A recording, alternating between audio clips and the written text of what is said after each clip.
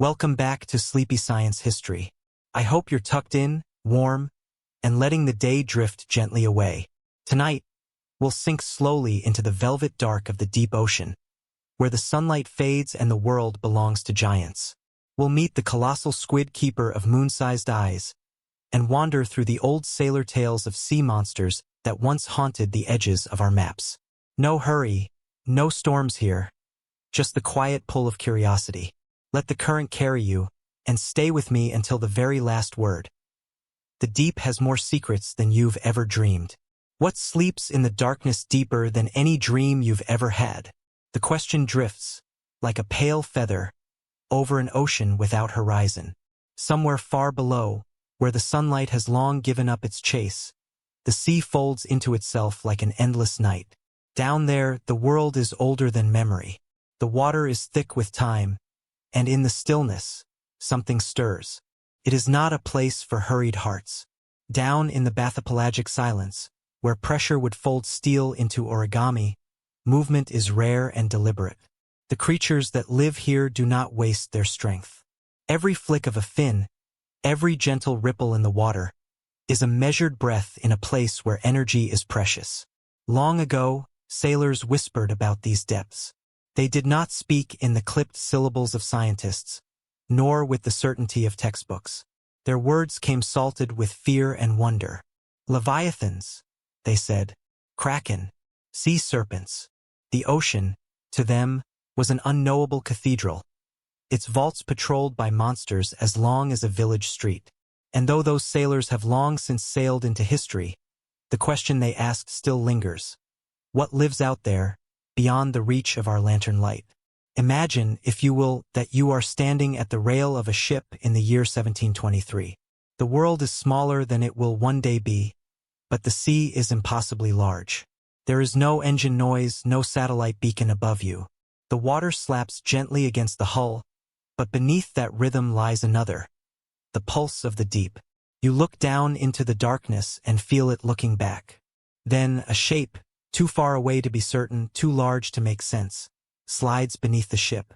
You catch a glimpse of something pale and sinuous, studded with glistening suckers the size of dinner plates. A tentacle curls languidly, as if waving. Then it is gone.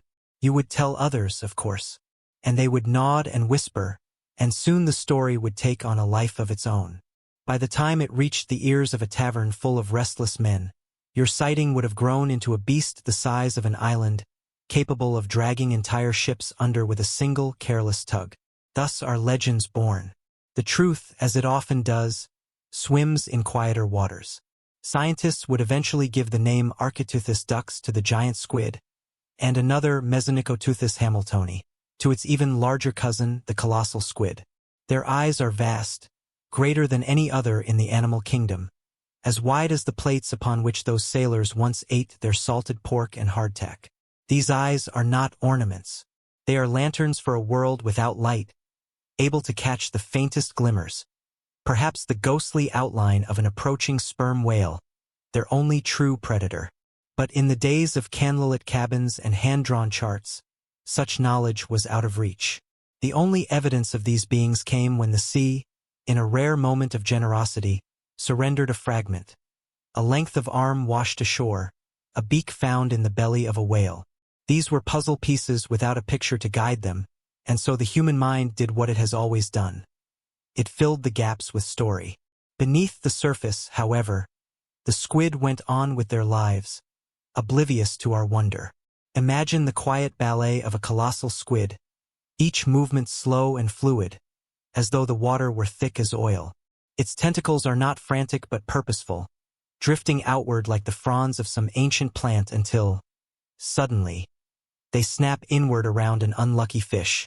The hooks on those tentacles glint briefly, though there is no sun to catch them. There is a patience to the deep. Nothing rushes here. The squid may hover for hours, suspended in the quiet like a thought you can't quite place. Even their battles with sperm whales, that epic clash of giants, are not a frenzy so much as a slow-motion storm. A whale might dive for over an hour, holding its breath as it descends into this ink-black arena. Somewhere down there, in the gloom, the two will meet, one seeking a meal, the other fighting for survival. Yet the squid are not alone in inspiring the tales of monsters. If we turn the clock back far enough, millions of years before the first ship was built, the oceans were home to rulers that make even the colossal squid seem small. Mosasaurus, a marine reptile the length of a city bus, prowled the warm seas of the late Cretaceous period. It was not a squid hunter, but a predator of other great beasts, its jaws lined with teeth like polished ivory, capable of shattering bone. And even earlier, in the Jurassic oceans, swam the Liopleurodon, a predator so large and so efficient that, had we been alive then, we might never have dared to enter the water at all. These creatures, too, sleep now, in stone rather than in shadow, but they haunt us in a different way. Fossils reveal their bones, but not their movements. We imagine them gliding with the same grace as whales, the same quiet dominance as the squid.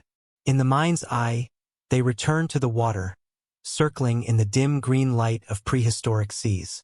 Perhaps it is this interplay between what we know and what we dream that keeps the legend of sea monsters alive. We live in an age where satellites map the shape of the ocean floor, where submersibles have touched the bottom of the Mariana Trench, yet there remains a vastness we cannot claim. The deep is not empty. It is not silent. It is simply hidden, as all truly ancient things tend to be. And so the mind wanders. It pictures the abyss as a great library, shelves stretching beyond sight, each volume bound in the skin of something that once lived here. To turn those pages, to read the truth of each creature, we must go slowly. Rushing would only stir the silt, clouding the water. From the deck of a ship, the ocean's surface may seem like the final chapter. It is, in truth, only the cover. Each wave is an eyelid, blinking slowly over a gaze that has watched the world for hundreds of millions of years. Beneath those lids, the squid keep their quiet vigil, the ancient reptiles sleep in stone, and the stories, yours, mine, the sailors, continue to drift like plankton, feeding the next generation of wonder. You might close your eyes and imagine sinking, not falling, but drifting, into that darkness. Past the darting silver fish near the surface, past the jellyfish with their delicate bells, past the point where blue turns to black. Down here, the water wraps around you like a heavy quilt. It presses not to crush you, but to remind you of its presence. Somewhere nearby, something large moves with the grace of a falling leaf. Perhaps you will never see it. Perhaps no one will. But the knowledge that it is there, living its ancient life in the quiet deep, is enough. The ocean does not give up all its secrets. And maybe, just maybe, that is the point. In the end, the truth is neither the sailor's monster nor the scientist's diagram. It is the space between them, a slow, dark current carrying both fact and fable toward some far, uncharted shore. You can stand on the deck of a ship, or in the quiet of your own mind, and feel that current pass. If you listen closely, you might hear it, the sound of a tentacle brushing against the hull of time itself. And then you might find yourself asking, as humans always have, and perhaps always will, what creature leans against the margins of our maps, breathing softly where the ink fades to blue? The question arrives like a tide at midnight, touching the imagination with the gentlest foam. He sits at a small desk, he, the drifting observer who is also all of us, and runs a fingertip along an old chart that crackles when unfolded. The parchment smells of salt and candle smoke. At the corners, tiny compass roses open their petals to the cardinal winds. Here and there, in the wide spaces where no ship had yet ventured, someone long ago has penned a warning. Here be monsters. It is less a threat and more a lullaby, a reminder that beyond the known there is room for wonder. At the edge of such a map, the kraken begins to breathe. Not the roaring of a beast, not the hiss of fable, but a hush, like a conch held to the ear, the sea whispering through a spiral of bone. The kraken lives, at first, in the doorway between fear and curiosity. It is a creature summoned by the imagination to make sense of everything that has not yet sent back a letter. In that space, sailors told of nights when the water bulged like the back of a sleeping hill, and tentacles as thick as church pillars tested the planks beneath their boots. They spoke in low voices, cupping their hands around lanterns that swayed with the ship's slow heartbeat. He traces the coastline on the map and thinks of those voices. The story always begins the same way. Something brushes the hull. A rope goes tight when no wind is in the sail. Then the sea rises in a smooth, deliberate mound, as though it is waking. Eyes, the size of dinner plates and burnished by the gray gleam of moonlight, drift just below the surface. A curl of suckers, a suggestion of a beak, and then the water opens like a door and swallows the light. But if one listens closer, beneath the creak and thunder of legend, there is a quieter story. It is the tale of shape and shadow, of glimpses and guesses. The ocean loves to mislead the hurried. It offers hints, never conclusions.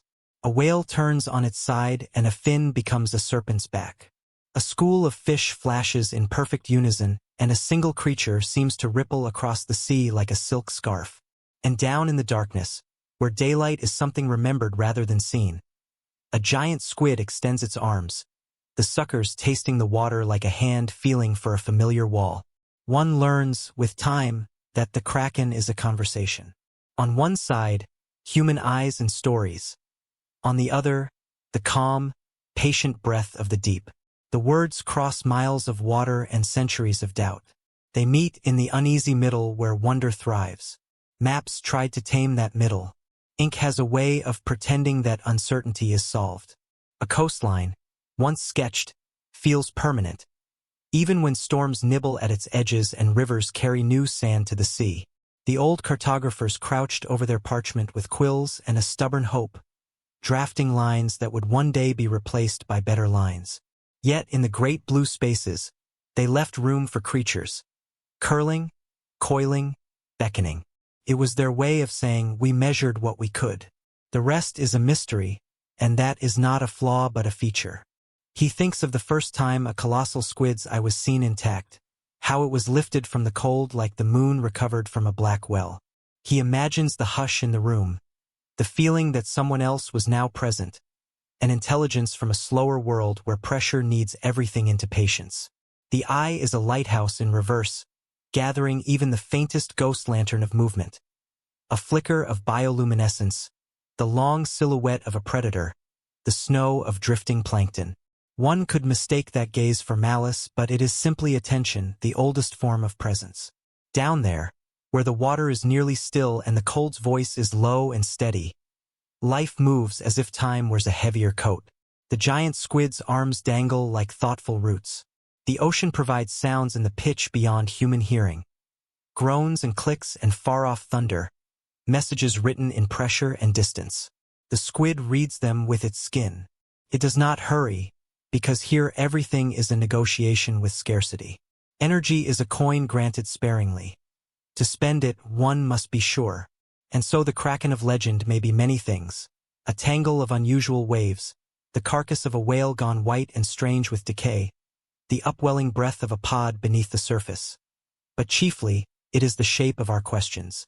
Humans have always draped stories over the unknown like nets. Sometimes the net holds. Other times it slips through our fingers and the fish swims on, trailing the glimmer of a tail we almost caught. He closes his eyes and, as an experiment, lets himself drift backward in time. The ship is wooden. The language on deck is a braiding of ports and seasons. You step to the rail, the perspective leans toward you now, and the night is clear enough to feel infinite. Somewhere ahead, the compass needle holds its simple secret. Somewhere below, a sound like a sigh travels through the hull when the keel meets a longer swell. There is comfort in the rhythm, the call and answer between board and wave, between sky and salt.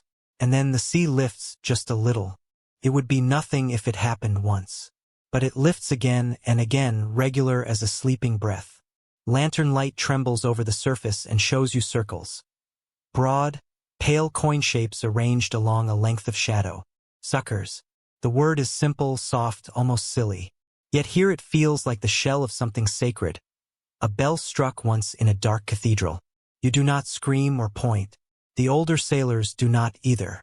They do what the ocean teaches. They wait. Slowly, carefully, the shape curves and withdraws. A trail of bubbles marks the descent. It is as if the sea has rolled over to face the wall and gone back to sleep. Back at the map, in the lamplight that stays even when dreams depart, he wonders at the kindness of slowness. The kraken lost its fangs and gained a soul the moment we learned to call it by gentler names.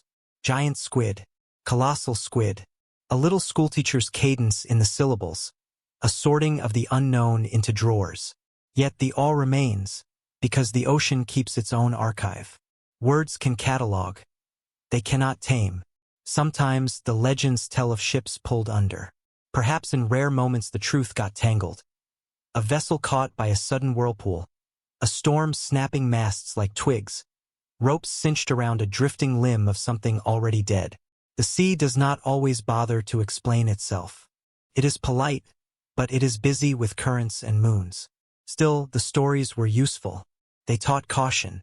They taught humility. They taught, above all, that the visible is a thin film over the actual.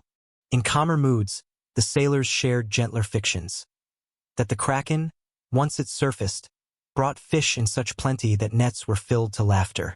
The creature was more than a threat. It was a tide that remembered generosity. We might smile at the image, but there is a truth under it like bedrock. Deep water stirs the upper layers, and a rare, massive body rising from the dark could indeed draw smaller life in its wake. A slow festival of scales and fins. It is not a promise, but it is a kindness to imagine. Beneath the stories, something else flickers. A blue-green script written in light. Creatures down there make lanterns of themselves. Tiny astonishments that pulse and drift like thoughts in a sleeping brain. The term for it, said quickly, can sound like a spell whispered at a child's bedside. But names aside, the meaning is simple. In the dark, life speaks and glows. A long ribbon of brightness curls around a hunting shadow. A soft Morse code taps along the flank of a fish, a signal that says, I am not your meal. I am one of you. The kraken, real or imagined, swims through this text like a clause we didn't expect. And because we are readers by nature, we lean closer. He thinks of the whales diving. The old collisions between sperm whales and giant squids are rumors with scars to match. Circles pressed into gray skin, the pattern of resistance tattooed by suction. A whale holds the deep in its lungs and descends as if returning a book to a high shelf. The giant waits with patient dread, sensing a storm that moves not with waves but with muscle. When they meet, nothing is frantic. Even the struggle is slow, like a dream where you run as though through syrup. If you listen hard, you might hear it. The quiet snow of broken water, the steady drum of the whale's pulse, the quiet insistence of survival. The deep accepts the outcome without comment. Everything returns to the dark library and takes its place. On land, paper replaces water. Scholars open old journals and find, tucked between fright and fact, the record of curiosity itself. Even disbelief has a tender face when it is done with care. We do not know. Someone writes in a tight, hesitant hand, but we suspect. The sentence is a lantern. It doesn't push back the dark very far, yet it allows the next traveler to walk a little farther without fear. Maps today are cleaner, heavy with data that hums behind the colors. Satellite eyes rake the surface, sonar fingers tap along the seafloor, submersibles blink, and still the edge persists. It isn't a physical border anymore. It is a patience. The modern map says, we know this much and we're listening for the rest. No one draws dragons at the margins now. Some days he misses them. Not because they were correct, but because they were honest about the feeling of standing at a boundary and sensing breath on the other side. If you were to take a night walk along a quiet shore, you could practice this honesty. You might stop where wet sand mirrors the stars and hear the sea speak in its oldest grammar. The pull, the release, the whisper, the hush. Out beyond the surf line, the water carries old rumors like bottles with messages, rolling them gently so the glass does not break. The kraken sways among them, not as a tyrant but as a question that refuses to die because it has not yet been entirely answered, because we have not yet learned everything about patience, or about attention, or about the dignity of not rushing what is slow by design. He folds the map with the care of a ritual and sets it aside. In the place where it lay, the desk is bare wood, a different kind of ocean. Grain lines curl like currents. Knots are tiny whirlpools. Scratches are crosswinds from long-vanished pens. He rests his palm there for a moment, feeling the warmth of the tree that was the translation from forest to furniture, from root to room. The world is full of such translations. Creatures become myths. Myths become caution. Caution becomes science. Science becomes wonder again. It is a circle, not a ladder. The question returns at the end, as questions love to do, reshaping itself like a tide around a stone. What creature leans against the margins of our maps, breathing softly where the ink fades to blue? Perhaps it is not one creature but an agreement, a covenant between humanity and the unknown. We promise to ask gently and to move slowly. The sea promises to answer sometimes, and sometimes to remain quiet, so that we remember the worth of listening. Between those promises, a life of curiosity can flourish without hurry. He snuffs the lamp. The room becomes a small cave edged with shadows. Out there, beyond the window, the night ocean holds its breath and releases it, then holds it again, an old and patient metronome. Somewhere beneath, a long arm curls in sleep. Somewhere above, stars write their own soft scripts and no one calls them monsters. In this layered silence, you find you are not afraid. You are part of the map and part of the margin, part of the question and part of the breath that answers it. And if you dream tonight, as the tide of sleep rises and falls, you might see the Kraken one more time.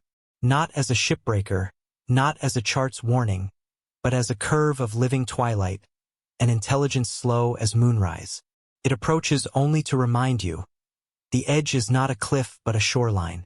You can stand upon it and feel the water around your ankles, cool and steady, promising arrival without demanding speed.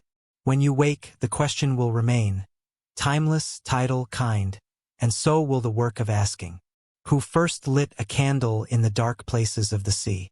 The question drifts downward, as light itself does, slowly scattering, losing its warmth as it travels through miles of water. Far above, the sun still pours gold over the surface, but down here the gold has turned to silver, then to blue, then to nothing at all. And yet, against all expectation, light blooms again, not from the sun, but from living lanterns.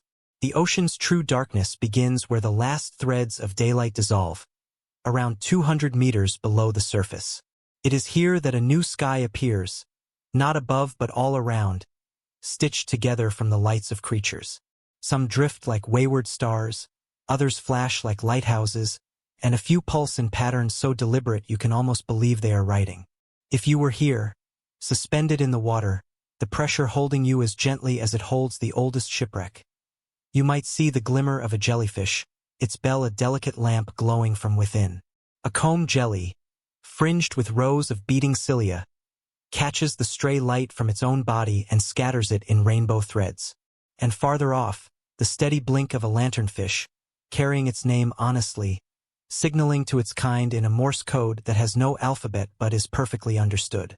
Long before science gave it a name, sailors saw this glow and wondered. Some thought it was the reflection of the moon on the backs of great schools of fish. Others whispered that it was the work of spirits, souls of drowned sailors guiding the living towards safe harbor. And a few, with voices lowered to almost nothing, suggested that the light belonged to the monsters themselves, the great leviathans of the deep, luring ships and men the way a candle draws moths. The truth, when it finally surfaced, was neither entirely romantic nor entirely cold. Bioluminescence, a word long and soft enough to feel like it's drifting in the water, was the shared gift of many ocean creatures. It is, simply put, a chemical conversation between molecules ending in light. Yet to speak of it in those terms alone is to drain it of its poetry. Down here, every spark feels like an act of defiance against the darkness. The squid, too, keeps its lamps. Some wear them along the underside of their bodies, erasing their shadows so that predators swimming below see only more darkness. Others flash them as warnings or as invitations. One species, the firefly squid of Japan's coastal waters, turns its whole body into a flickering constellation, rising each spring in such numbers that the shoreline itself glows blue. Imagine walking along a quiet beach at night, the waves brushing your ankles, and finding that the ocean is lit from within, each crest edged in electric sapphire. It is the sea dreaming out loud. There is another kind of light here, one less like a candle and more like a trapdoor. The anglerfish, small enough to fit in a human's 2 hands, carries a single glowing lure dangling from its forehead.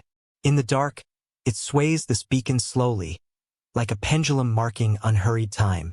Small fish, drawn by curiosity, drift closer. When they do, the trapdoor slams shut, not with noise but with the inevitability of a closing page. The anglerfish is patient, as all deep-sea hunters must be. In a world where meals are rare and precious, waiting is an art form. This patience has shaped the fish into something almost otherworldly. Its mouth a crescent of teeth so thin they look like spun glass, its body compressed by pressure into a compact vessel for hunger. And yet, that swaying light gives it a strange dignity, as though it understands that beauty is the surest lure. He, the dreamer, the listener, the one turning the pages of these thoughts, ponders the first humans to see such things, not in their own world, but in the alien silence of the deep. Perhaps it was through the glass sphere of a bathysphere in the 1930s, suspended by a steel cable from a ship far above. William Beebe, the naturalist who descended into that blue-black emptiness, described lights drifting past as if stars had been loosened from the sky. Imagine being him, the ocean pressing in from all sides, the hull groaning faintly with the weight of miles of water. There is no horizon, no up or down, only the fall of these strange stars. A jellyfish as wide as your shoulders turns slowly, its body like molten glass, and in its center a pulse of light quickens and fades. Beebe wrote not as a scientist cataloging specimens, but as a witness at a cathedral window, the glass painted in living fire. And the colossal squid, yes, even the leviathans themselves, are part of this nocturnal illumination. Their eyes, the largest in the known world, are not only to see but to catch the faintest sparks in the abyss. In that vast stillness, a single flicker can mean the difference between life and death. Scientists believe those huge eyes are tuned to spot the bioluminescent glow of plankton disturbed by a hunting sperm whale. To the squid, that glow is not beauty but a warning, the shadow of an approaching storm of flesh and bone. In this way, the lights in the deep are both poetry and punctuation. They mark the presence of life, but also the presence of danger. They invite and they repel. The ocean's grammar is not simple. It tells stories in 2 voices at once, the lure and the warning, the celebration and the cautionary tale. If you were to drift here long enough, suspended in the slow currents, hearing only your own heartbeat, you might begin to see the lights as messages for you. A blue pulse in the distance says, "Come closer." A row of amber sparks says, "Follow this path." And sometimes a sudden flash says, "Leave now." You might obey or you might linger, but either way you would not forget. The lights are never constant. They shimmer and fade, rise and fall, as though the sea itself were breathing through them. Some are quick bursts, like laughter. Others burn steadily, like an old memory that refuses to dim. Together, they weave a fabric of presence, reminding the darkness that it is not alone. The dreamer considers how these deep-sea lanterns might feel to the creatures themselves. Do they think of their own glow? Is it simply a tool like a fin or a tail? Or do they sense, in some quiet way, the beauty they carry? Perhaps a lanternfish, drifting in a small school, notices the glint on its neighbor's flank the way one might notice the shine of sunlight on a friend's hair. Perhaps the squid, tightening its grip on a drifting morsel, sees its own faint shimmer reflected in the eye of its prey. And perhaps, though this is only a thought and thoughts are free to be wrong, they feel the same thing we feel when we see lights in the dark, a kind of companionship. An understanding that, in the great emptiness, there are others. When humans brought these lights to the surface, trapped in jars of seawater, preserved in cold labs, they faded quickly. The glow is a conversation with the living ocean, and it ends when taken from it. In that way, the lights are like stories, alive in the telling, dimmed in the archive. You can read of them, you can see them in photographs, but to truly know them you must stand or drift, where they live and watch them speak to each other in color and time. There is a gentle truth in all this. That darkness is not an absence but a backdrop. Without it, the light has no shape. Without the vast silence of the deep, these small lamps would vanish into the noise. The ocean reminds us that the most delicate beauty often requires the heaviest shadows. And so the question returns, as questions do. Who first lit a candle in the dark places of the sea? Perhaps no single creature did. Perhaps it was the ocean itself, long before fish or squid or jelly, stirring molecules into a glow and finding that it liked the effect. Perhaps light is as ancient here as the tides themselves, a language older than sight. And perhaps it will go on long after our ships have rotted to silt, after our maps have been worn blank by the hands of time. When you close your eyes tonight, you might imagine yourself floating there, weightless, embraced by miles of water. Around you, the lights rise and fall, like the breathing of some vast, unseen being. They are not for you, not exactly, but they do not mind your presence. You are another traveler, passing slowly through their illuminated night. And in that moment you understand. The candles in the deep do not burn to chase away the dark. They burn because the dark is there, and because even in the oldest, quietest corners of the world, something still chooses to shine. How long can a single breath hold the weight of a journey?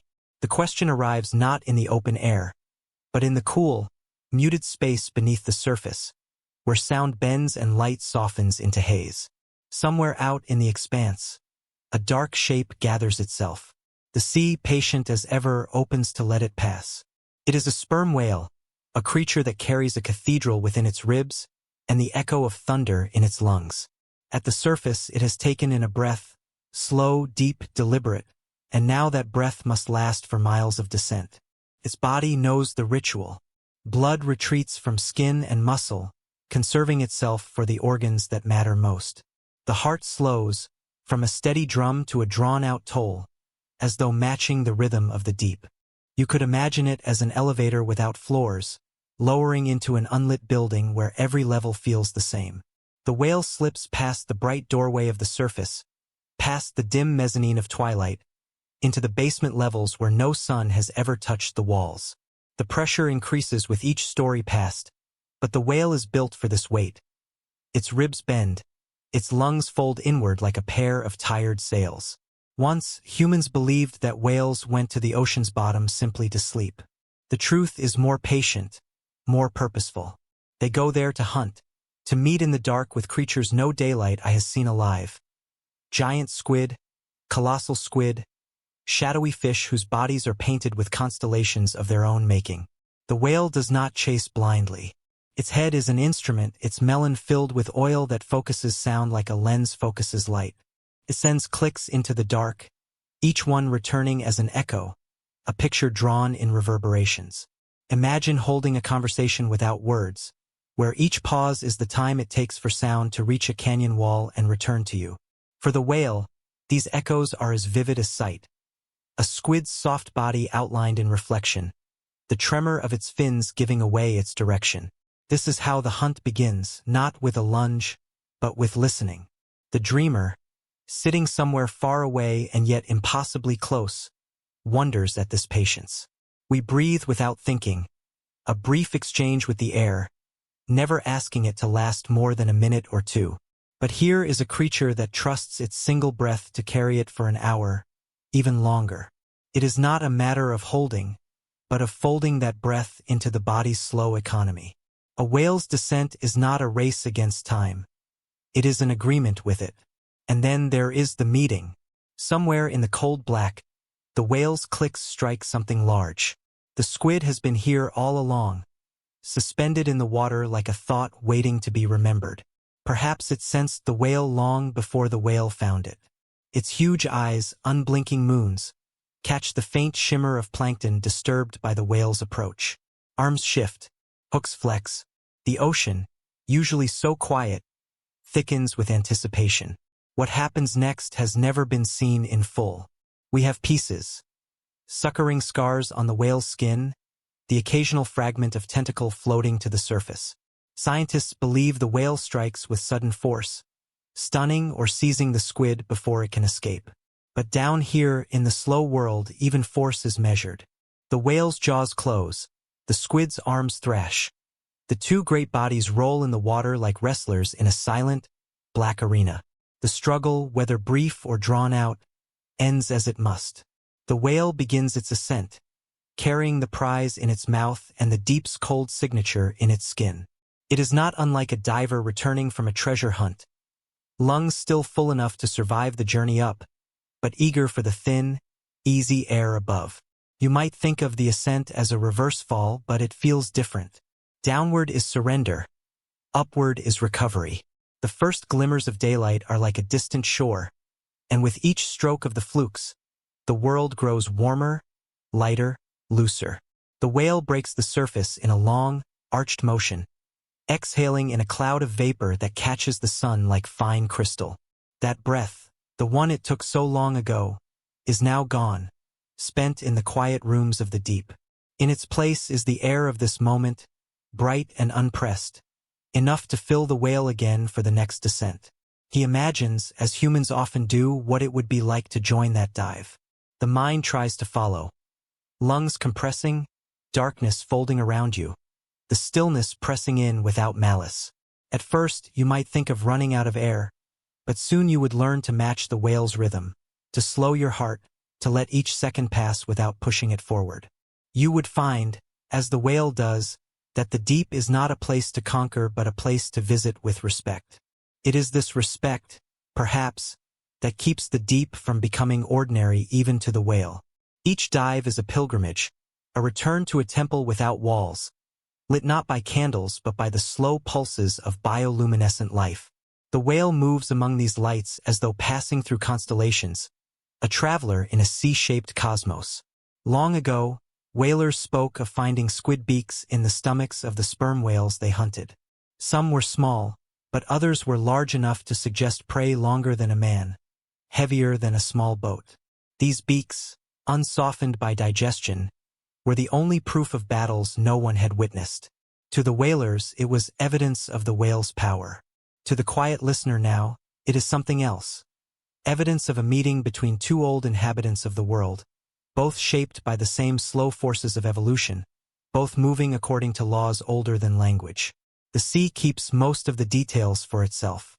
We can guess, model, and imagine, but the full truth of those deep encounters belongs to the water. Perhaps it is better this way. Mystery is not an emptiness to be filled, but a space in which wonder can grow. And so the question lingers: how long can a single breath hold the weight of a journey? For the whale, the answer is measured in depth and patience. For us, perhaps it is measured in the moments we choose to slow down, to let a single thought or feeling last without hurrying to replace it.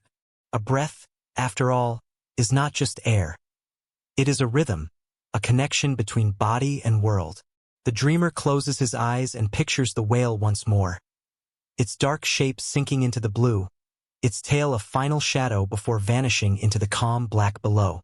Somewhere down there, the squid waits. Somewhere up here, the surface waits. And between them, in the water's vast and weightless cathedral, the breath carries on, holding the journey together from first plunge to final rise. What footprints does the ocean keep when the walkers are made of water and time? The question comes softly, like a tide returning to a beach that has already forgotten the last wave. He sits with a rock in his hand, smooth, heavy, pale as old bone, and thinks of how once it was not a rock at all, but a rib.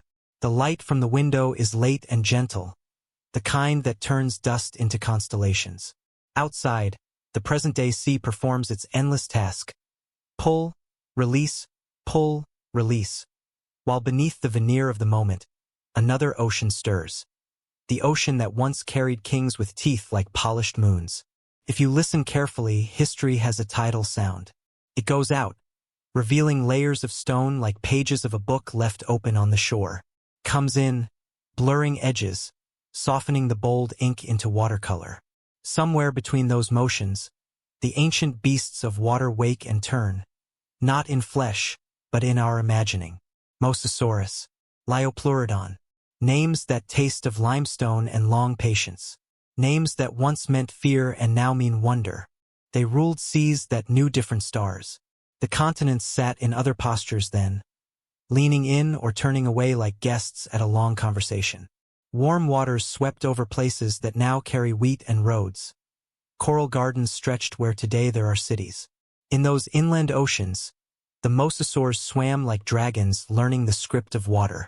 They did not flap or paddle. They wrote their way forward with entire bodies, long and articulate, vertebrae speaking to vertebrae in a grammar of power. Their mouths were doorways hung with ivory keys, opening into corridors where prey disappeared and did not return. Liopleurodon came earlier. The lines of its body were short poetry. A massive head, a neck that wasted no time, a torso like a loaded spring and flippers. 4 of them, broad and sure as oars in the hands of a practiced crew. It did not have to be fast all the time. The ocean favors those who know when to wait. It drifted, listened, and then, with a motion like a thought crossing a mind, it was there.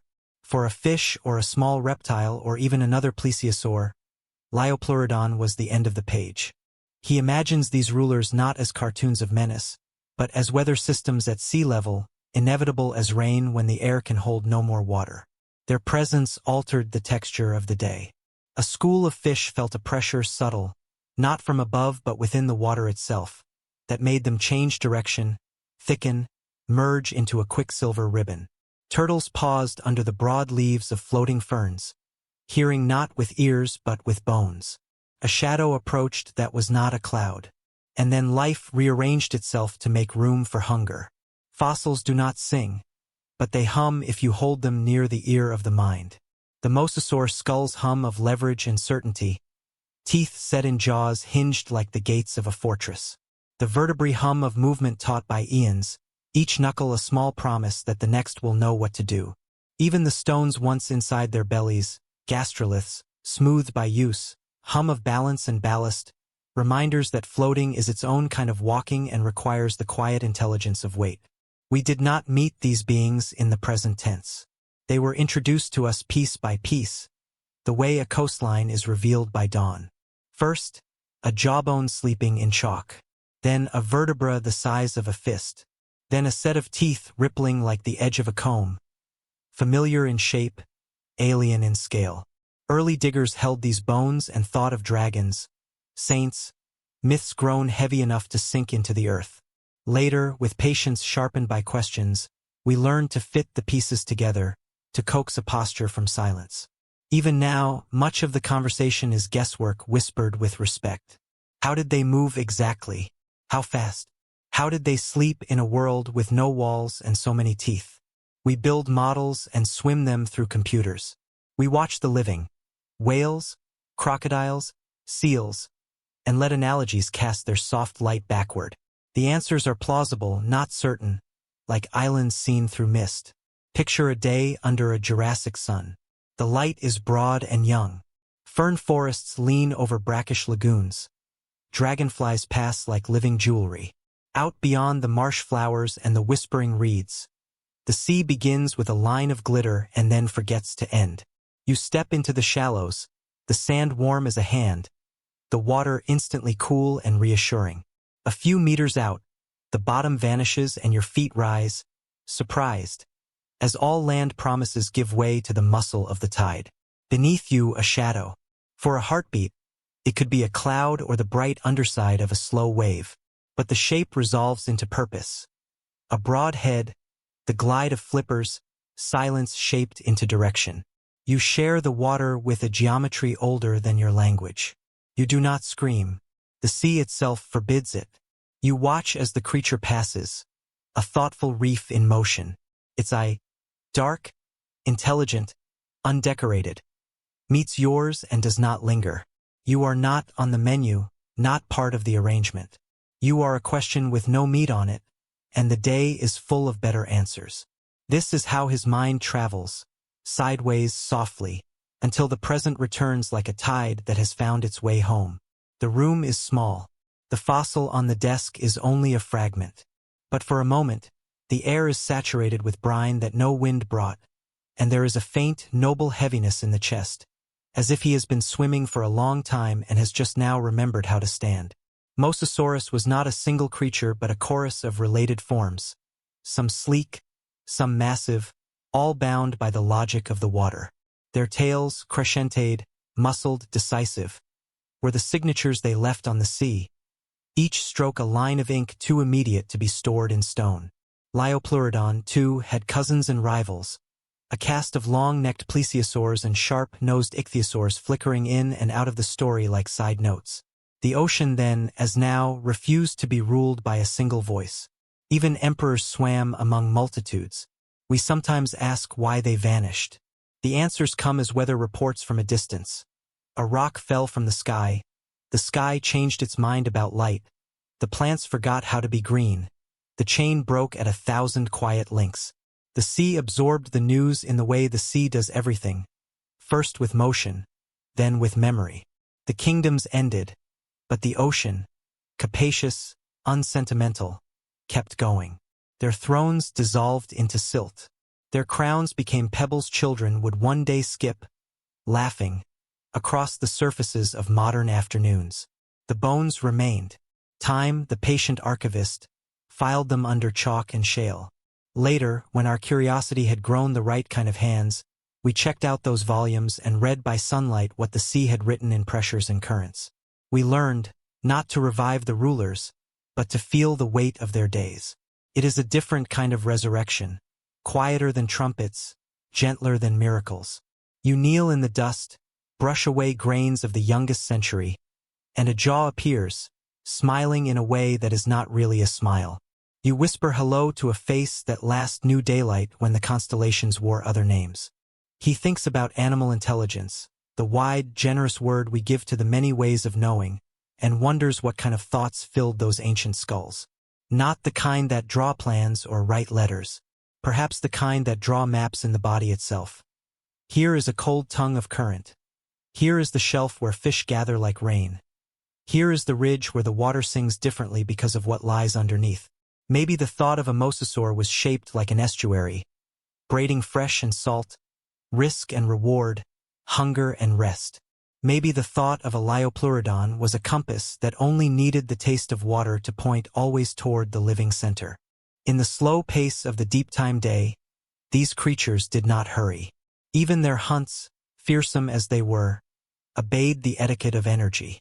A stalk, a short rush, a resolution, then the long drift of digestion under a sun that kept its promise.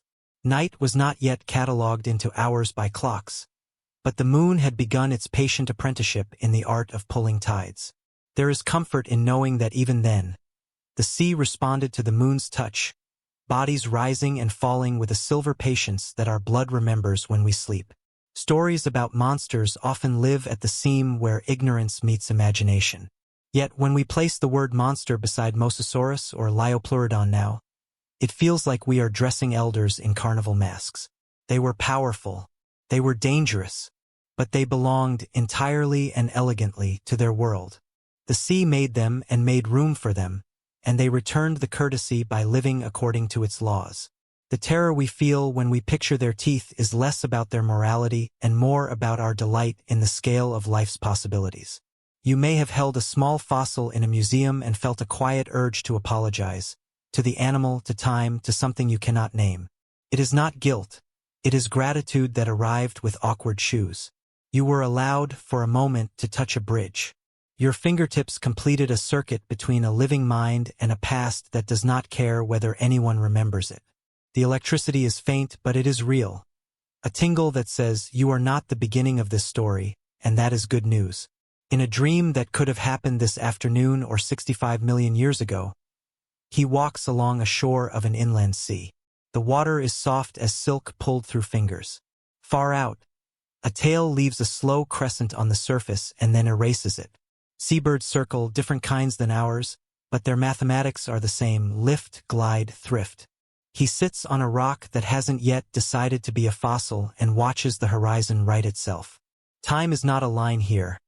It is a room, and in the room, an old duet plays. Hunger and abundance, risk and shelter, teeth and the mercy of full bellies. The dream fades as dreams do, and the room returns. A desk, a window, a present-day sea. He places the fossil rib back in its cradle of cloth. The weight leaves his hand but not his chest. That weight is not burden. It is ballast. It keeps the small boat of the self riding steady over waves of news and noise. It says, "The world has been many worlds, and you are the heir of all of them." The question that opened the chapter draws nearer again, changing shape like a wave approaching shore. What footprints does the ocean keep when the walkers are made of water and time? The answer is gentler than certainty. The ocean keeps whispers. It keeps the curve of a tooth pressed into the shell of an ancient turtle.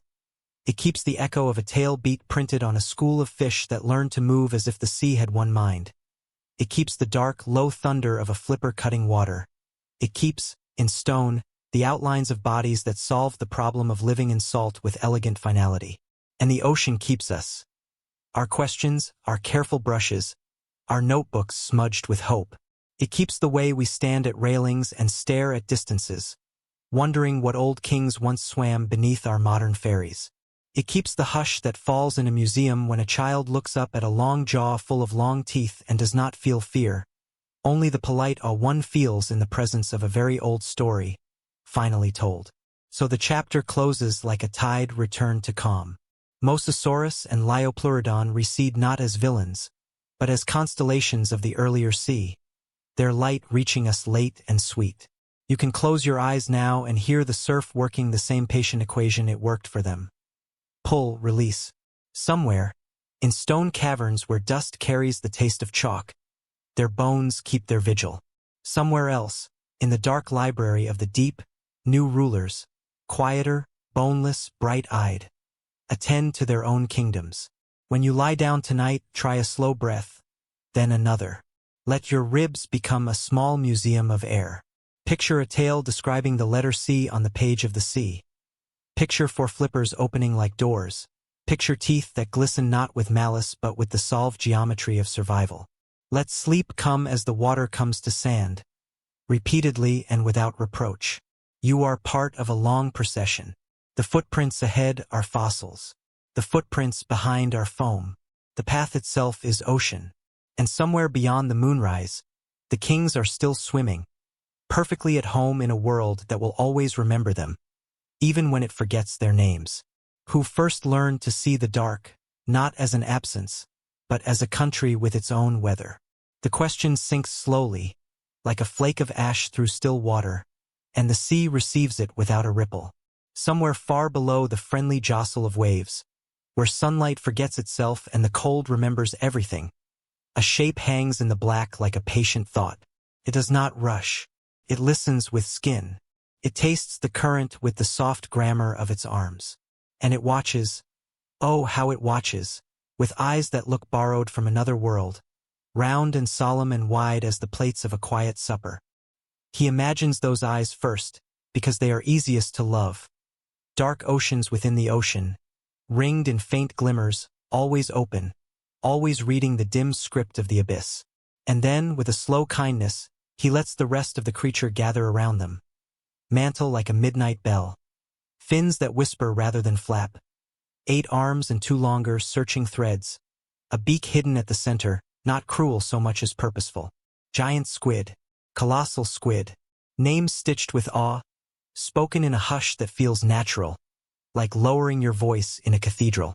They do not carry crowns. They carry night. Long before anyone found one alive, the sea left clues on far-off beaches and in the stomachs of whales. A pale rope of arm washed ashore, lined with circles like coins pressed into dough. A dark beak, sharper than any shell, tucked like a punctuation mark in the belly of a creature that dives for an hour on a single breath.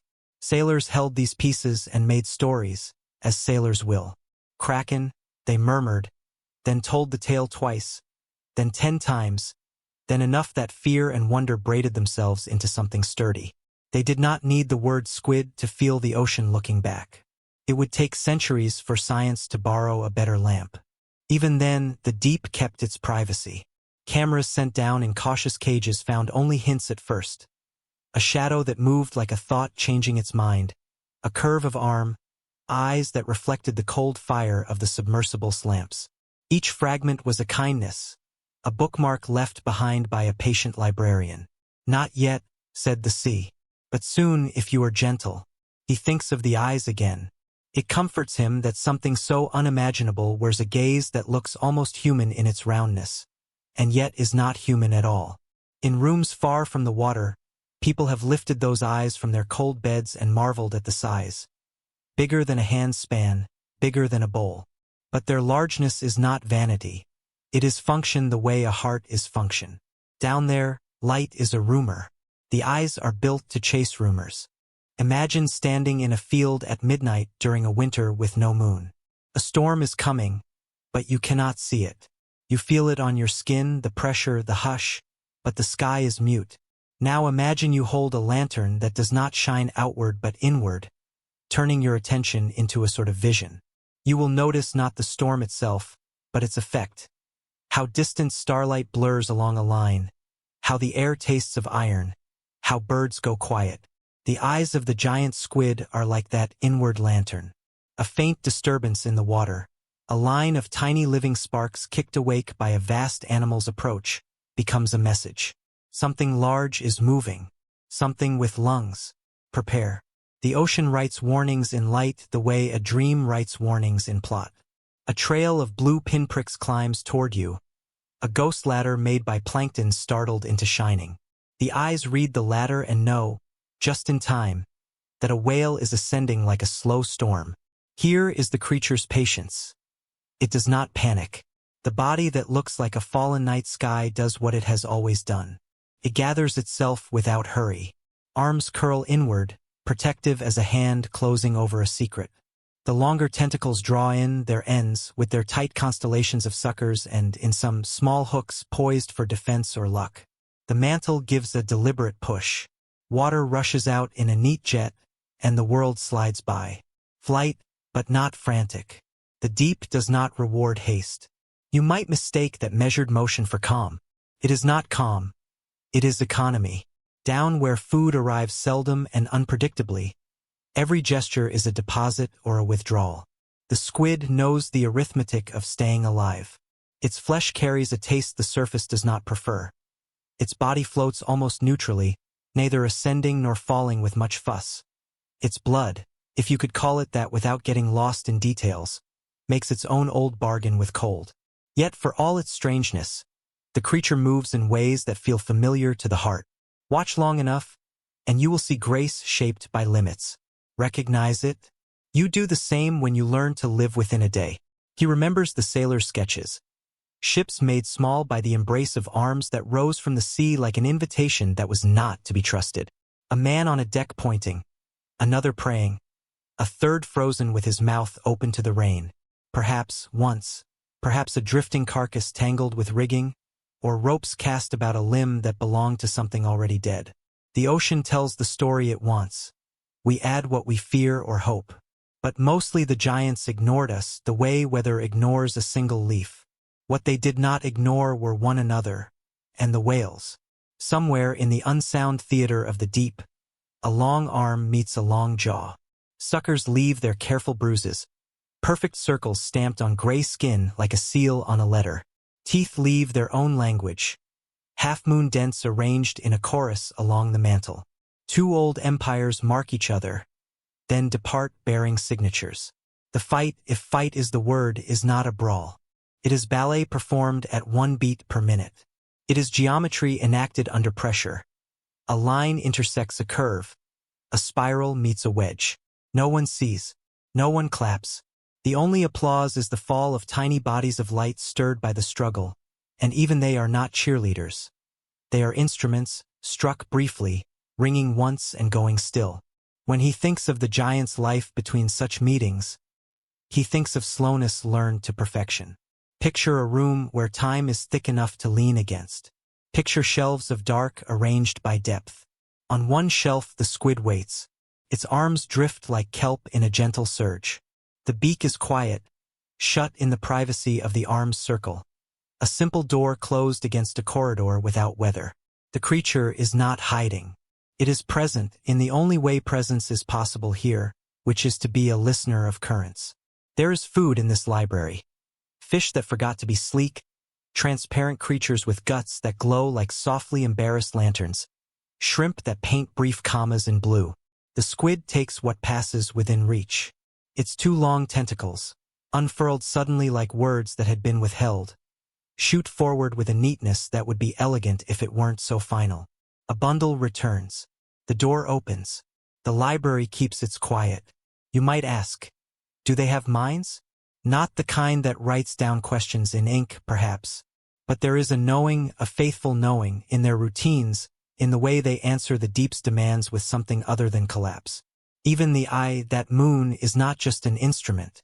It is a promise. I will continue to look.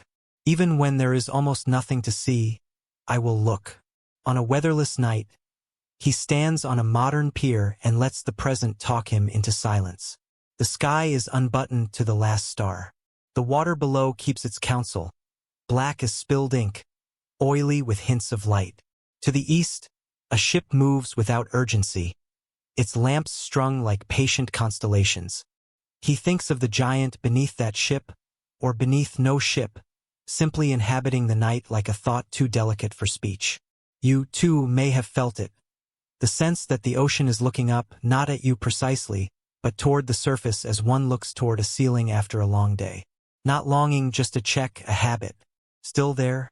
The water asks the air. The air answers by touching down in breeze. The waves practice their alphabets against the pilings. In the conversation, the squid is a listener who rarely speaks, but when it does, it writes beautifully. A curve of ink, a surge, a silence. It is easy to make the giant squid a statue of fear. It is more generous to let it be a tutor in scale. It teaches that the world contains rooms that do not need us. It teaches that seeing is a craft, not a luxury, and that the eyes can enlarge in more ways than one. When he imagines those immense pupils widening, he thinks of human days when attention becomes a kind of sanctuary, when you set down the clamor and look carefully at a single leaf, a single face, a single breath, as if it were the last light in a cathedral and your job were to tend it. The squid also teaches about invisibility done with dignity. Many creatures shout for notice with color and noise. The giant chooses otherwise. It swallows light as a courtesy. It wears the dark not as a disguise but as a chosen dress code. Appropriate for the venue, respectful of the host. Its bioluminescent cousins write novels in the water. The giant reads them and answers with a nod. If you could touch one, and you should not, even in imagination without asking, you would find that the suckers do not stick to your fear. They simply test. They taste the world because the world is mostly flavor in the deep. Salt and cold and the complicated bouquet of life undone and redone. What they grasp they do not always keep. The hooks on the colossal cousin's tentacles are another story. Small memoirs of struggle. Not wickedness but readiness. The beak at the center is not a threat waiting for a misstep. It is a tool honed by eras to do its single job cleanly. This is not to soften a predator into a pet. It is to tell the truth. Everything here is serious without being cruel. The ocean never promised kindness. It promised coherence, a set of rules made not by a monarch but by physics and chance. Within those rules, the giant squid found a way to be splendid. There are photographs now and films, brief, respectful encounters where a living giant swims not as a prop but as itself. Even so, most of its biography is still unwritten. He likes that. The modern itch to explain has its place, but so does the older instinct to bow slightly before an unopened door. We know enough to call it by name, to trace the circles its suckers leave, to imagine the storms it flees and sometimes survives. The rest can remain water for a while longer. At his desk, he closes the notebook he didn't write in.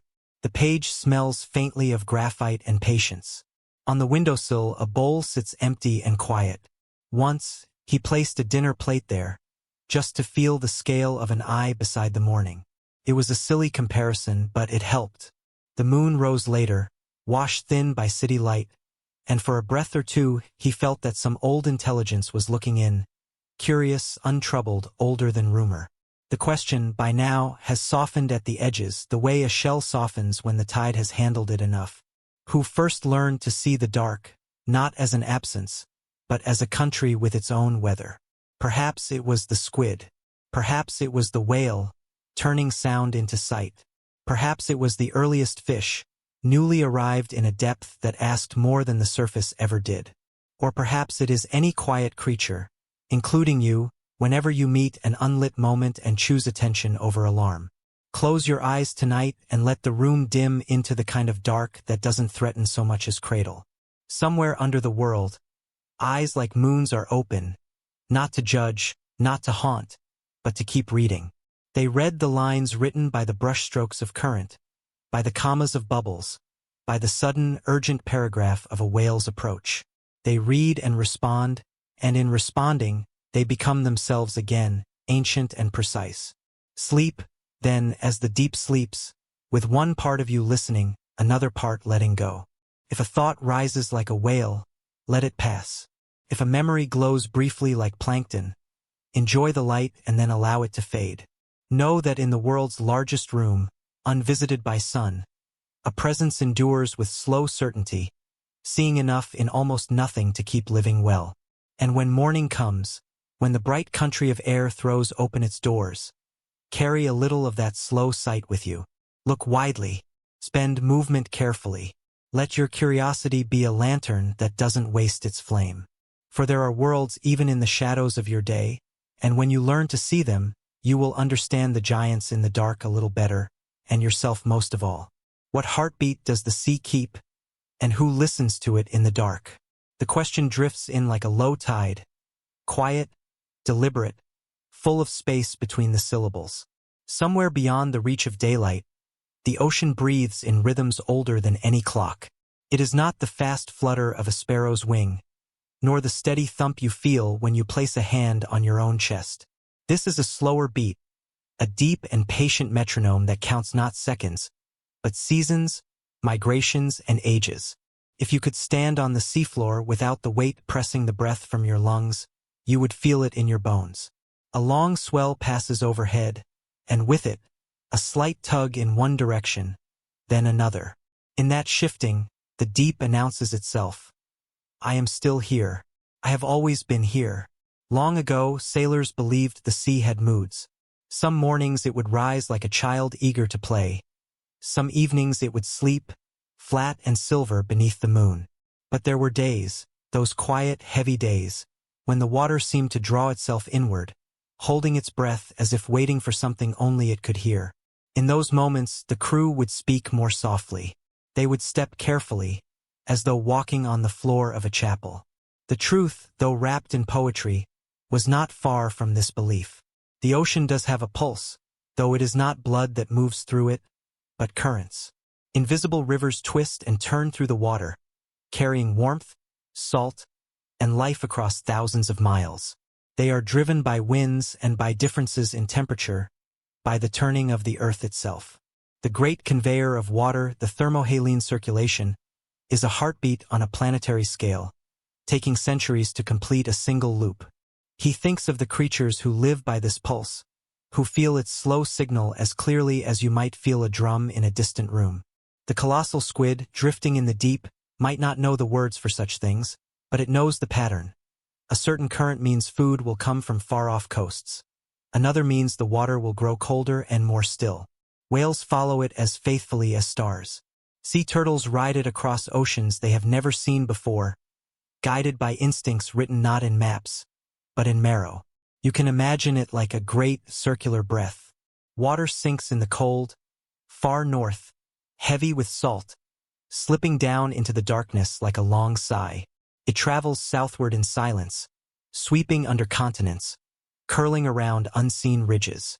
In the southern seas, it meets other currents, exchanges its burdens, and rises again where the sun is strong. Every turn of this loop feeds the deep and cools the warm, stitching the oceans together into a single restless body. The pulse is not always constant. Sometimes it slows. Sometimes it stirs with unusual force. And when it changes, all who listen must adjust. Plankton blooms might come earlier or later, reshaping the migrations of fish, altering the courses of predators who have followed the same invisible roads for generations. A great whale might arrive to find the banquet table bare, or a squid might meet new rivals in waters that have never hosted them before. The ocean does not explain itself. It offers signs if you know where to look, The drift of icebergs far from home, the unexpected warmth of a current where the water should be cold, the sudden absence of birds from a coastline that used to hum with wings. To the patient observer, these are all beats in the great pulse. A song without lyrics but with a melody felt through the soles of your feet. He imagines himself floating far from shore, the sky open above and the dark water stretching down without end. At first, he feels only the bob and sway of the surface. But after a time, something slower emerges beneath it, a long, low rhythm that has nothing to do with wind or wave. It is like lying with your head against the chest of the planet, hearing its deep, slow heart. The creatures below have lived by this sound since before humans learned to shape boats. To them, it is the calendar, the compass, the whisper that says, now is the time. It is what tells the eel to leave the river for the open sea, what tells the crab to carry her eggs to the tide, what calls the great schools of fish to gather in silver storms. In the history of the earth, the pulse has shifted many times. Entire ice ages have begun with a change in its beat. Others have ended the same way. Seas have risen and fallen. Coastlines have vanished. Coral kingdoms have bloomed and faded. All in time with the deep's unhurried drumming. To measure life in human years is to stand on the beach and watch a single wave. To measure it by the ocean's pulse is to step back and watch the tide carve a new shape into the world. It humbles him, this thought, that the creatures we call monsters or marvels are not just solitary wonders, but parts of a greater rhythm. The squid's patience, the whale's descent, the jellyfish's quiet drift, all are choreographed by this ancient beat. Even storms obey it, spinning along lines drawn by the invisible flow beneath. If you were to listen, not with ears, but with the quiet part of you that feels before it thinks, you might begin to notice the pulse in your own life. Not the racing one in your chest when you hurry, but the slower one that decides when you are ready for change, or when you need stillness. You might realize that you, too, move in loops. You leave, you return. You rise, you fall. You learn, you forget, you learn again. The ocean does not shame itself for taking centuries to complete its circuit. It does not rush to meet the shore before the tide is due.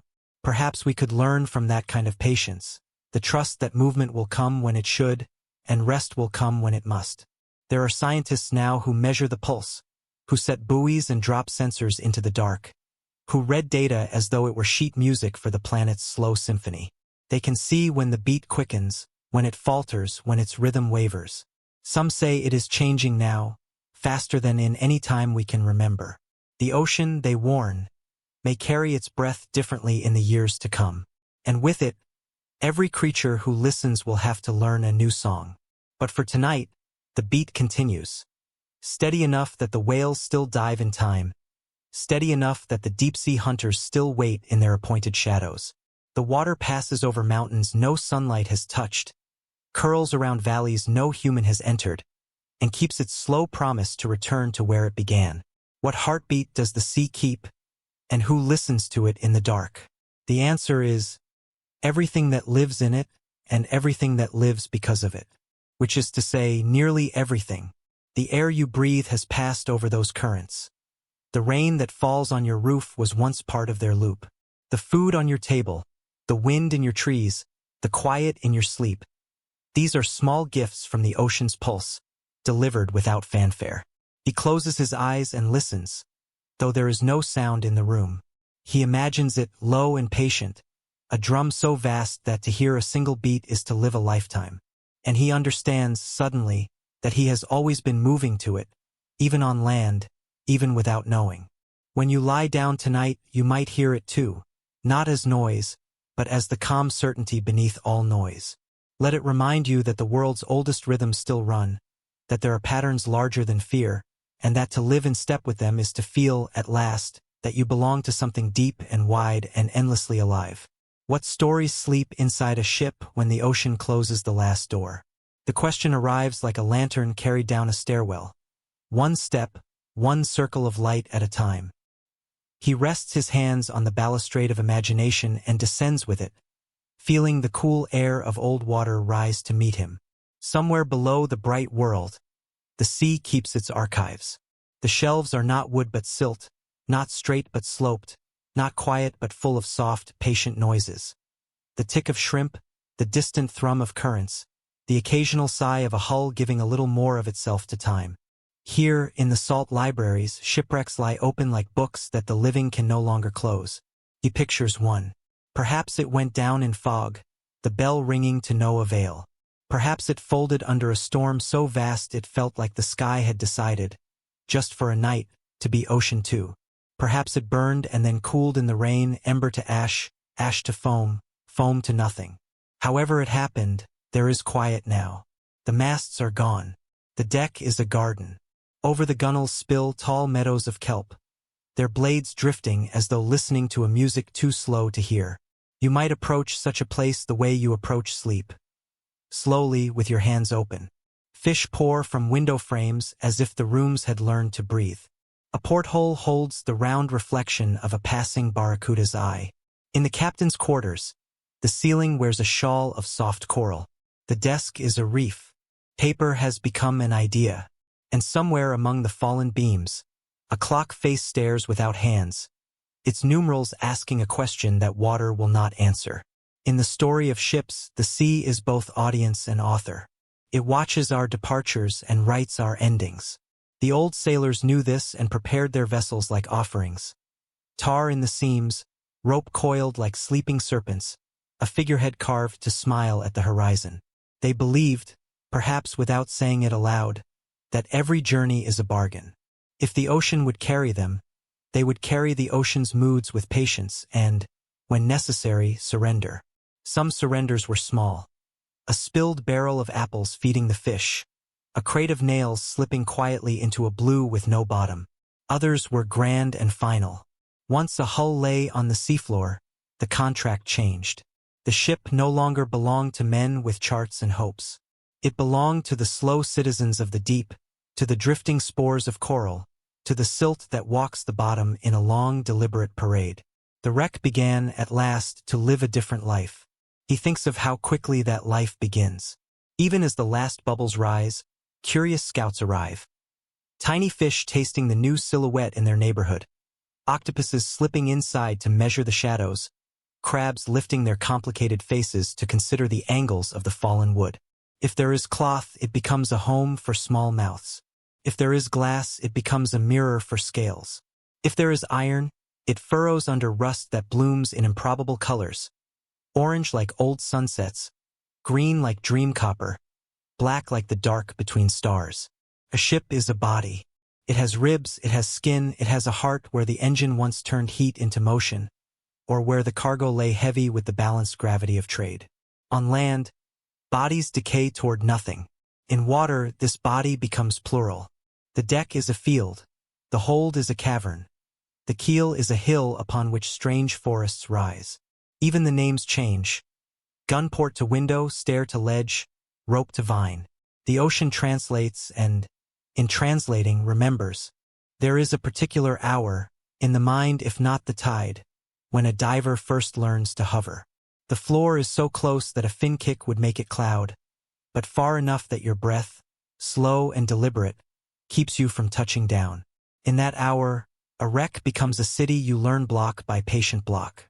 Here, a doorway where a moray eel keeps watch like a sleepy usher. There, a hatch that opens onto a shaft filled with blue. A school of glassfish turns at once and the world writes itself in cursive. You, yes, you, might find yourself reaching to trace the edge of a nameplate only to stop short, remembering what the sea asks. Touch lightly. Everything down here has traded speed for permanence. A single careless brush can unravel the fine work of decades. So you let your curiosity be a light rather than a hand. You read with your eyes. The letters emerge, half-eaten by barnacles, shy under algae, and you speak them in your mind like the start of a prayer. That word, that city, that maker, that date. This was a ship in the world of weather and clocks, and now it is a promontory in the world of slow gods. The ocean, generous librarian, files not only ships but the people who traveled with them. There are no bodies here, not anymore, but there are traces. A comb wedged in a crack. A ceramic cup with a crack of its own like a smile that learned irony. A brass button, its shine muted but stubborn. He thinks of a sailor tying a knot. the gesture practiced until it entered the body as reflex and left the mind free to wonder about the woman he loved or the stew he missed or the horizon he feared. On some wrecks, amphorae sleep like a pile of moons, each one a story about oil or wine, about how hunger and celebration crossed the same water. On others, cannons point forever at nothing, their mouths stuffed with anemones that open and close like patient breaths. On modern hulks, the shapes are stranger. Trucks secured by chains that have fused into stiff ropes of iron, a staircase going nowhere, a bath in which turtles shelter from a current too insistent for leisure. He smiles at the way the sea edits. Sharp edges become rounded, corners soften, menace loosens its jaw. After enough winters, the wreck is not a wound but a graft. Fish that never saw the ship sail now cannot imagine the day without its shade. A grouper the size of a chair takes up residence where the mess once echoed with laughter. He holds a quiet affection for that grouper, for its grave face, for the authority with which it patrols a hallway built for feet, not fins. Legends find their way into these rooms as easily as eels. People tell of shadows that move against the current, of a deck where, at some hour between night and dawn, a lamp seems to burn, of a bell that rings though no hand pulls its rope. He does not hurry to deny these stories. Water is a great keeper of sound, a great editor of light. A distant boat may draw a sheet of brightness down through the hatch like a ghost. A shifting beam may thump against a bulkhead with a bell's patience. The wreck participates in the ocean's theater and adds its own acoustics. There are other ghosts, the kind made by our own minds out of respect. Places where you whisper without deciding to. Corners you do not enter, not out of fear, but because the story in that room has already been told and you are not a character in it. There is kindness in such restraint. The deep does not require your reverence, but it appreciates it. It teaches reverence by the way life returns. Not with trumpets, but with tiny, determined mouths. He thinks of myth as a kind of archaeology. You descend through layers. Rumor, tale, history, object. At the bottom, you do not find a monster with coils enough to hold a ship. You find a ship held by the slow coils of time. But that ship can still be a monster of meaning. A wreck is a city swallowed and reborn. It is a calendar that no longer counts days but counts fish. It is a church that forgot its religion and found another. Stand near enough and you can feel the hush reach you even through 40 meters of water. Sometimes something harder knocks on the hull. A storm passes and the sand rearranges itself. A doorway unburies. A nameplate appears.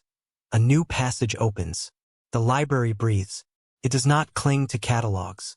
It knows that to be alive is to be rearranged. You might visit a wreck once and then again years later and find the rooms you knew have become rooms you must learn from the start.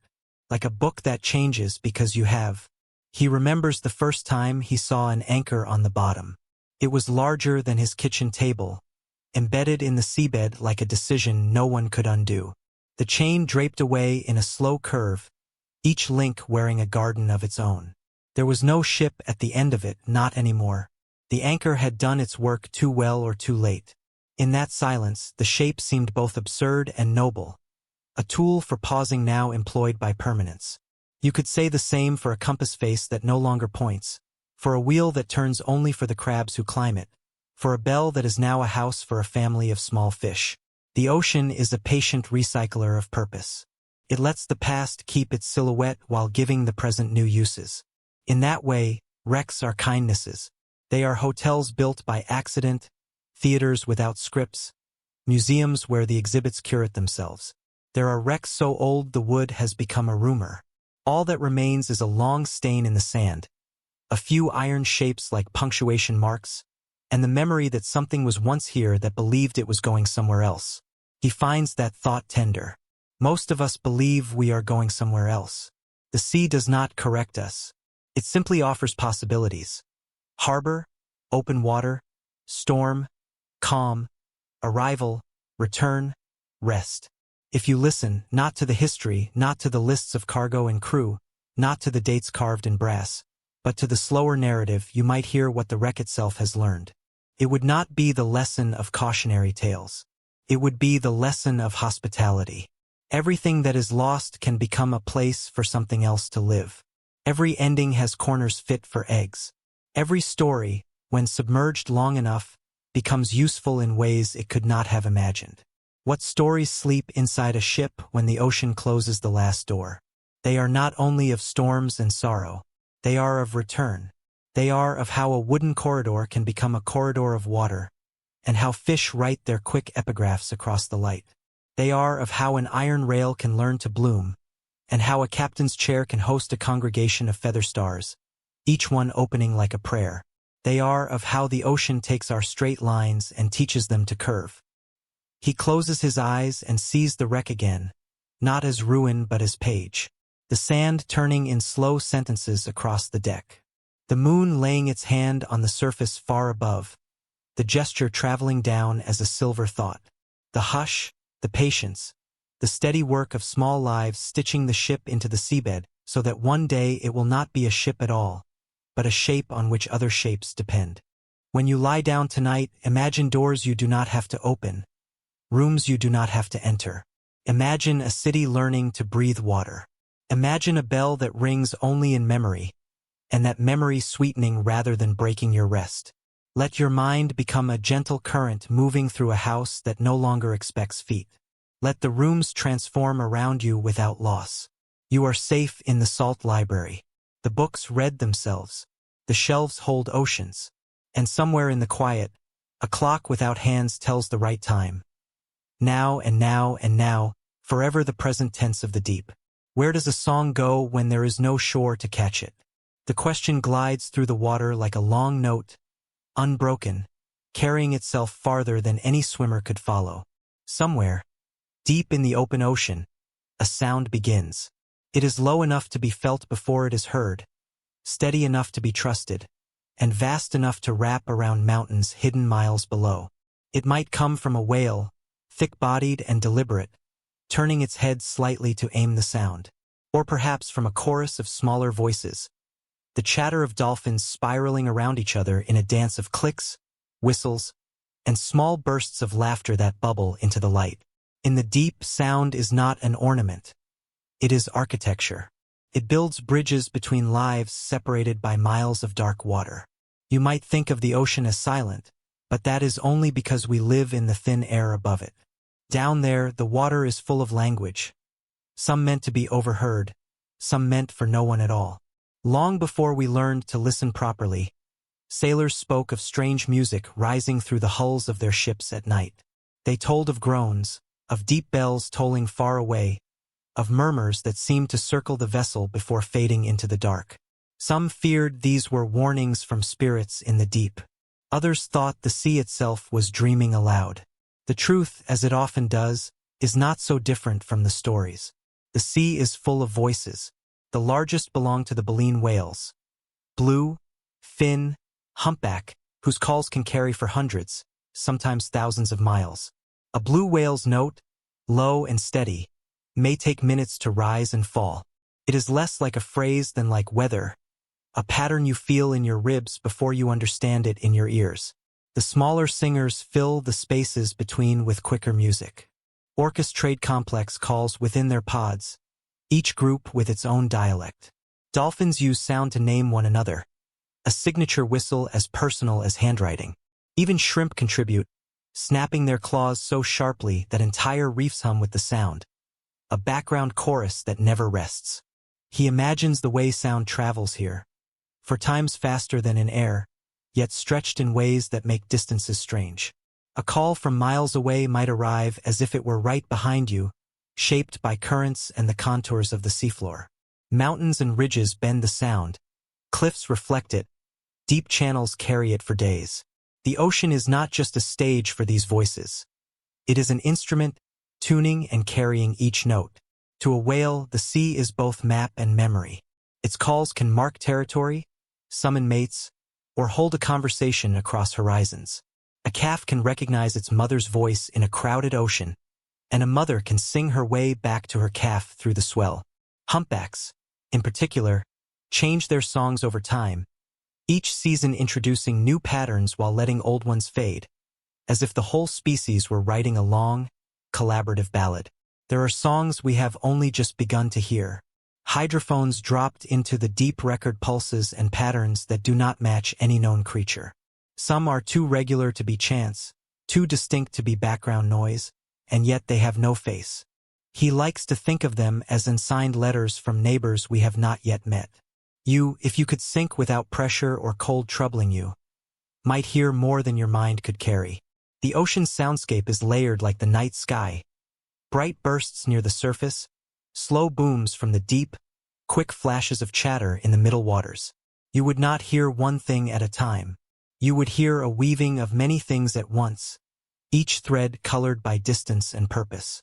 It would not be quiet, and yet it would be peace. He remembers the first recordings of whale song played back to humans in the late 1960s. People were astonished, not just at the beauty, but at the strangeness. The notes rose and fell in slow arcs, repeated in patterns too deliberate to be accidents. The voices were vast, textured, layered with harmonics that seemed to ripple in 3 dimensions. It was a revelation. The ocean was singing all along, and we had been deaf to it. In the decades since, these songs have become emblems for conservation. But in the deep, they are not speeches or slogans. They are lifelines. A lone whale crossing an ocean is never entirely alone if it can still send its voice out to meet another's. In a place without roads or borders, sound is the only constant address. The songs can be playful, too. Dolphins whistle in patterns that seem to mimic the calls of others. Orcas exchange sequences like jokes, sometimes repeating a sound with small changes as if testing for a reaction. Even the humpback's long ballads are sometimes punctuated by odd, brief sounds. A single bark or groan, a reminder that not every note is solemn. It makes him think of human music, how even in the most serious symphony, a composer might tuck in a phrase of mischief, or how 2 friends might sing the same line with a slightly different rhythm, just to make each other laugh. The ocean's music has room for that kind of playfulness, perhaps because it has room for everything. There are silences, too, though they are not empty. When a predator passes, the chatter of a reef may pause all at once, as if a conductor has lowered his baton. When a storm moves overhead, some calls quiet, replaced by the steady drumming of rain on the surface. These silences are part of the music, shaping it, giving it space. And there are deeper silences, the ones made not by choice, but by loss. In the noisiest parts of the modern sea, where ships pass constantly and engines hum through every layer of water, some voices can no longer carry as they once did. A blue whale's call, meant to travel 1,000 miles, might now fade after a few hundred. A mother and calf might have to draw closer to hear each other. He feels a pang at this thought, as though someone had placed walls between the singers of the sea. But for all that, the songs continue. They have continued since long before the first mast was raised, and will likely continue after the last one falls. In the right conditions, a humpback's call can linger in the water long after the singer has moved on, like the perfume of a flower in a still room. A listener miles away might answer it without ever meeting the one who made it. Perhaps that is the most generous thing about these voices. They are not always directed. Sometimes they are simply given, the way a tree might give shade without knowing who will rest beneath it. Where does a song go when there is no shore to catch it? It goes on. It travels until the water decides to set it down. It becomes part of the deep's memory, a pattern that may echo in ways we do not yet understand. Passes through the lives of creatures who cannot name it, yet feel it. It arrives in the ears of another singer who answers, and in answering, changes it. When he closes his eyes at night, he sometimes imagines his own thoughts as such songs. Set adrift, carried by currents of time and chance, heard by others he will never meet. It comforts him to think they might find an answer somewhere, even if he never hears it. You might try the same tonight. Let your mind send out a call, not to anyone in particular, just to the wide, patient dark. Let it go without expecting return. Somewhere out there, in water, in air, in the quiet space between, something will hear and something will answer in its own time. And when you wake, remember that the world is full of songs without shores, and that you are always within hearing distance of something vast and alive, singing still. Where does the sea end and the sky begin? The question hovers like mist, neither fully in one realm nor the other. He stands at the edge of a harbor in early morning, when the world is still deciding what shape the day will take. The water is a sheet of pewter, smooth enough to hold the clouds without letting them sink. Gulls drift between the air and their reflections, as if trying to remember which side is real. Somewhere in that thin place between sea and sky, the boundaries blur, not only for the birds but for the mind. The surface is a line you can draw with a finger, yet it is never still enough to keep the mark. It is border and bridge, mirror and mask. Above it, the rules of air. Below it, the rules of water. And yet, everything that lives in one owes something to the other. Even the creatures who never rise for air live under the shifting light it sends down. And even the ones who never dive depend on the ocean's steady breath to keep the world's lungs full. To a sailor, the surface is home. It is the floor beneath their floating life, the stage where wind and wave hold their endless conversation. To a diver, it is a door, something you pass through with a single motion, leaving behind one vocabulary for another. To a whale, it is a meeting place between two forms of existence, the deep silence below and the quick, light-filled air above. He thinks of the surface as a kind of skin. It holds the ocean in, keeps the air out, but it also lets them touch. Like skin, it is sensitive. A falling leaf can bruise it for a moment. A single raindrop can send ripples racing away in widening rings. The wind brushes it into patterns. The moon pulls it into tides. The sun warms it from above while the cold rises to meet it from below. In ancient times, this line between worlds was also a line between certainty and the unknown. Land-dwellers looked out across it and saw the end of their maps. The ocean began where the solid ground stopped, and what lay beyond that glimmering threshold was a place for gods, monsters, and luck. The surface kept its secrets well. Even on the calmest day, you could not see more than a few feet below. The water's skin reflected you back, like a keeper of riddles refusing to show the answer. But for those who dared to cross it, the surface became not an end, but a promise. Each departure was a moment of erasure. The land slipping behind, the horizon ahead still unwritten. They would live between worlds for weeks or months, their lives measured by the roll and lift of the deck, their dreams scented with salt. Beneath that line, the creatures of the deep continue their quiet business. Giant squid and colossal squid rise only so far, their eyes catching faint glimmers from above before they sink again into their element. Lanternfish rise each night toward the surface in the planet's largest migration. A slow, shimmering ascent that ends just shy of the moonlight's reach. For them, the surface is not a goal but a guide, a compass of brightness that tells them when to feed and when to fall away again into the dark. Above the line, seabirds wheel and dive, their wings flashing in the light, their shadows grazing the waves. Some plunge in pursuit of fish, folding air into their feathers and bringing it with them for the brief moments they borrow the sea. Others skim close without touching, tracing the surface as a calligrapher's pen traces paper, carefully with long sweeps that leave no mark. He likes to think of the surface as a conversation in translation. The wind speaks in waves, the current answers in swells. The sun sends light down. The water returns it upward, softened and refracted. The moon whispers to the tides, and the tides respond by leaning toward it, twice each day without fail. Every touch across that boundary changes both sides. You, if you stood in a small boat on a quiet day, might see your reflection in the water. Not perfect, not still, but enough to know it is you. Then, with a tilt of your head, you would see the shadow of a fish passing just beneath, its body shaped by a different kind of gravity. You are both here, separated by the thinnest possible wall. And yet your worlds are so different that you could not trade places for long. In myth, the surface was often the place where transformations happened. Selkies slipped from sea to shore, trading sealskin for human form. Sea gods rose through it to grant favors or deliver warnings. The kraken's tentacles broke it in moments of legend, terrifying sailors whose last sight of the world might have been the horizon tipping sideways. The surface was a stage for drama, precisely because it was the place where two realities touched without ever fully merging. In science, the surface is no less magical. It is here that light breaks into 1,000 colors, where oxygen mingles with water, where plankton bloom and feed the food chain from the bottom up. It is here that storms leave their first footprints on the sea, and where the ocean leaves its salt kiss on the wind that will carry it inland. It is, in many ways, the ocean's voice, speaking in foam and crest. He has seen the surface in all its moods. In dawn's first blush, it is soft as silk, a pale silver that gives way to blue as the sun climbs. At noon, it is a blaze of light, sharp enough to blind, every wave edge a blade.